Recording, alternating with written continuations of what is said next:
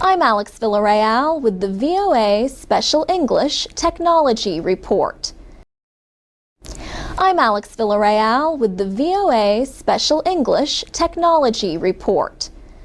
Builders in developing countries are often not required to build strong buildings.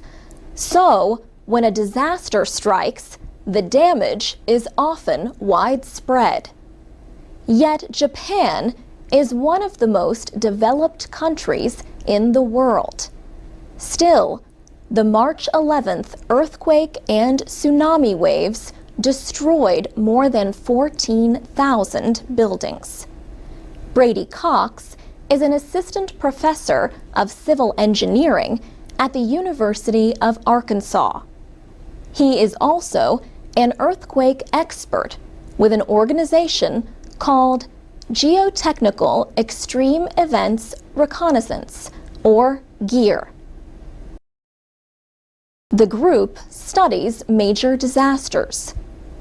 Professor Cox says Japan has one of the best building code systems in the world.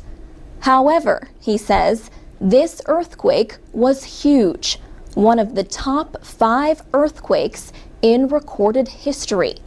So anytime there is an earthquake that large, there is going to be damage. The quake measured magnitude 9. He says one thing many people don't understand is that building codes are meant to prevent loss of life in earthquakes.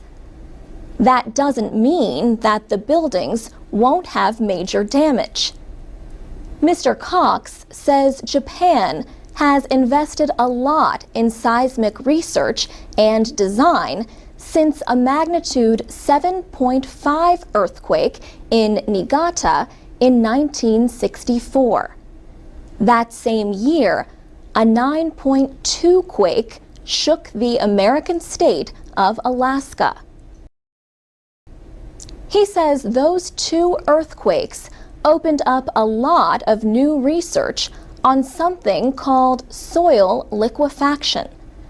Soil liquefaction is the process by which the strength or stiffness of soil is weakened by an event like the shaking of an earthquake. The soil begins to move like liquid. Professor Cox says the first step to designing an earthquake-resistant building is to study the soil. Then, the structural engineers take that information and decide the details of the construction, such as, is this going to be a steel structure? Is it going to be reinforced concrete? How will the framing of the building be designed? A team from Geotechnical Extreme Events Reconnaissance is going to Japan to examine the destruction. Mr. Cox says they will also be working on rebuilding efforts.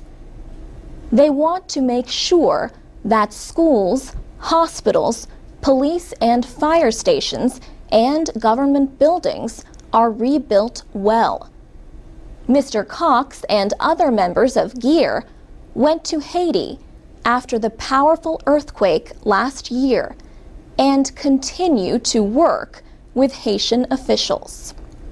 For VOA Special English, I'm Alex Villarreal.